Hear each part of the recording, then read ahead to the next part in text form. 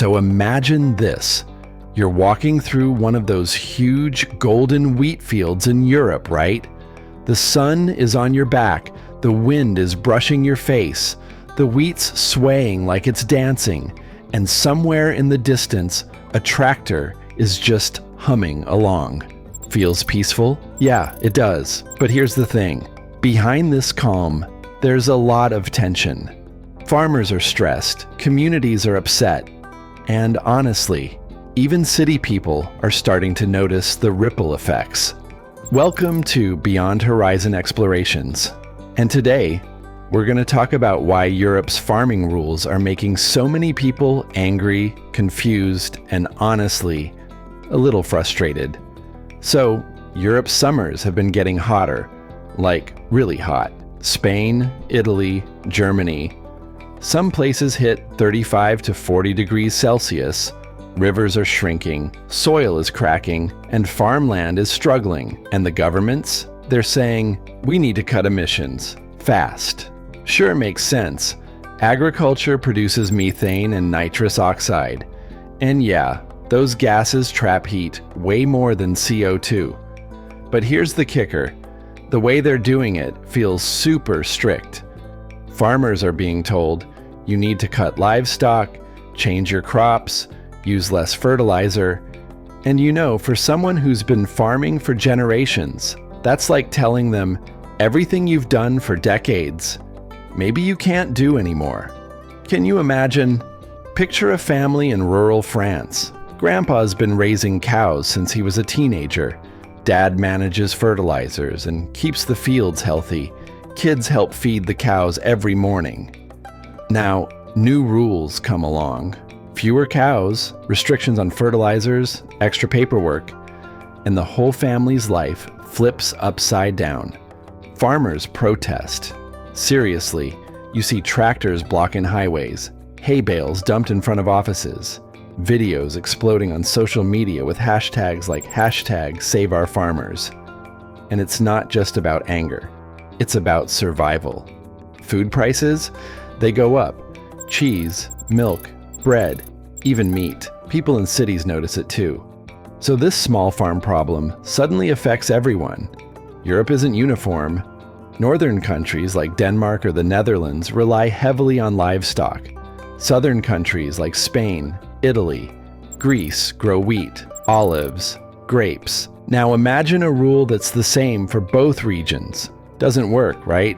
Some places can adapt, others not so much. Farmers feel ignored because their land, their climate, their history, none of it is really considered. And honestly, that's why people get upset. Now don't get me wrong, the goals behind these policies are good. Reduce emissions, protect rivers, preserve soil, make farming sustainable. Totally makes sense. But the way it's being done? Harsh. Fields left empty, livestock numbers down, small towns struggling. Farming isn't just a job, it's culture, identity, festivals, community. When rules threaten all of that, well, you can see why people are angry. Protests are everywhere. Tractors in Paris, rallies in Berlin, demonstrations in Rome. Social media is full of heated debates, videos, hashtags trending. And people say the rules are top-down, like nobody asks the farmers what works on the ground. Meanwhile, climate activists are like, we have to do this now. And yeah, they're right about urgency. But for farmers, it's like being trapped between a rock and a hard place. Experts say, and honestly, this makes a lot of sense, instead of just strict bans, subsidies for low-emission livestock systems, encouraging crop rotation, agroforestry, better soil care. We have to think in terms of 30 to 40, maybe even 100 years. All the CO2 in the atmosphere could be captured in our soil. We don't have to seal all this ground, and we should be conscientious. New tech like methane-reducing cow feed rules that actually consider local climate and geography.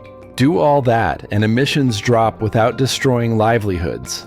Seems fair, right? But the implementation, tricky, always tricky. Think about this. Farmer wakes up at 5 a.m., walks barefoot through cracked soil, feeds cows, checks irrigation. Sun's blazing 38 degrees Celsius, water's low, paperwork is strict, sweat dripping, but the farmer keeps going because their life, their family, their community depends on it.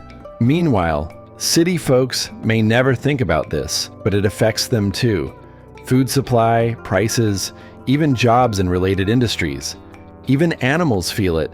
Cows stressed by heat, crops wilting, bees struggling. Every single regulation has ripple effects on daily life. Crazy, right? Europe produces a lot of the world's food: cheese, grains, wine, meat. Restrictions here ripple globally.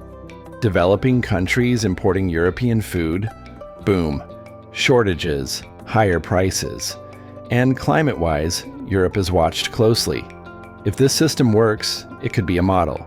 If it fails, well, the world learns a lesson. So, is Europe banning farmers? Not exactly.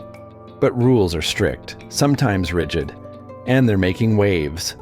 Farmers, citizens, policymakers, all trying to find balance between protecting the planet and keeping livelihoods alive.